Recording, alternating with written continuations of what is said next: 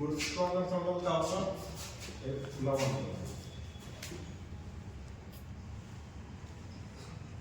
एक होता है प्लवन बल, इसे वो क्या कहते हैं या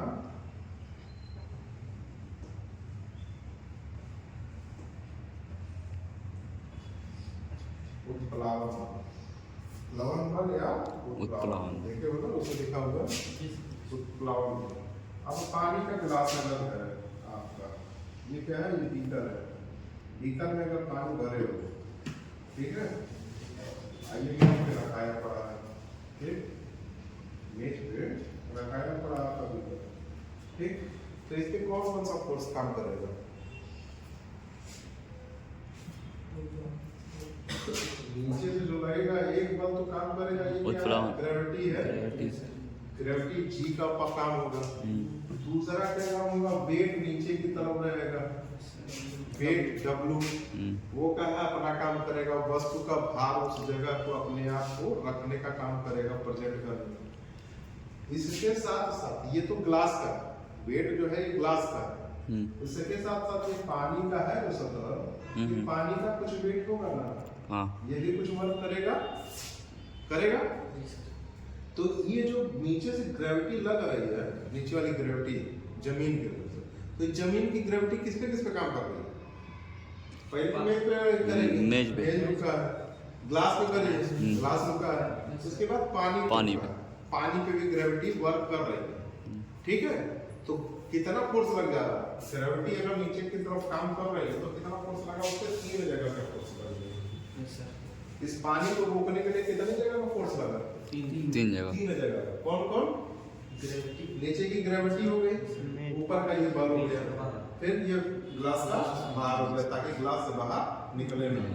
3 जगह का काम लगा, 3 जगह का बल हुआ, इसी कारण ये पानी बीच में रुका हुआ है।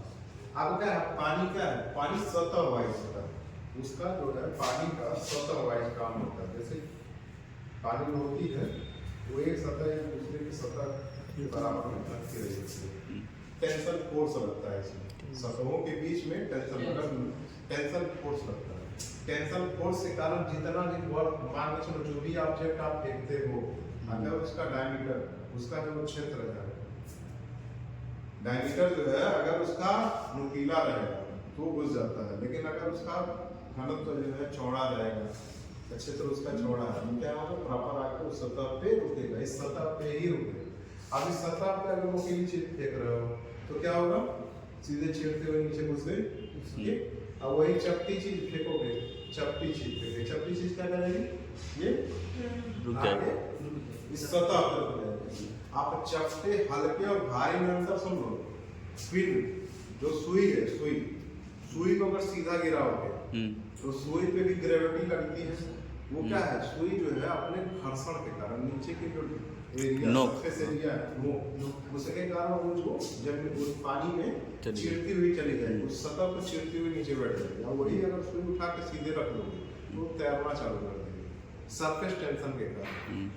सेम चीज उसी का वेट क्या है, सुई का वेट कितना हुआ, थोड़ा भारी हुआ ना पेपर से, पेपर अगर लोगे तो पेपर उसका वेट भारी हुआ ना थोड़ा सा, पेपर को डालोगे, अगर पेपर को सीधा अगर डालते हो, सीधा अगर डालो, सीधा अगर गिरा तो क्या नीचे बैठना चालू कर दो, सीधे घुस जाएगा, थोड़ा सा घुसेगा, पूरा नहीं घुसेगा, थोड़ा सा घुसेगा, ठीक। लेकिन काहे नहीं घुसेगा, वेट के कारण रुक जाएगा, ग्रेविटी उसके बाद काम कर रही है, ठीक। जिस पे ग्रेविटी, अब दोनों चीज चाहिए, ग्रेविटी भी चाहिए और फोर्स भी चाहिए। ग्रेविटी अगर फोर्स नहीं मिलेगा तो वो नीचे डूबेगी नहीं। अब आर्किमिडीज क्या करते हैं, आर्किमिडीज इतना ही करते हैं कि जितना भी फोर्स लगाया जाता है, जितना भी ऊपर से प्रेशर डाला जाता है वस्तु पे डुबाने के लिए, उतना ही प्रेशर नीचे से लगता है, ग्रेविटी का भी लगता है, प्लस जितना है टेंशन, सरफेस टेंशन का लगता है, पानी के सरफेस टेंशन, पानी का जो तनन है उस पे लगता है। वो दोनों जो वेट है, ये जो जितना लगाया गया फोर्स है और जो अपना मैनुअल फोर्स है, दोनों एक फोर्स बराबर हो जाते हैं, ठीक। अब ग्रेविटी का मतलब समझ गया ना, ग्रेविटी और उत्प्लावन बल का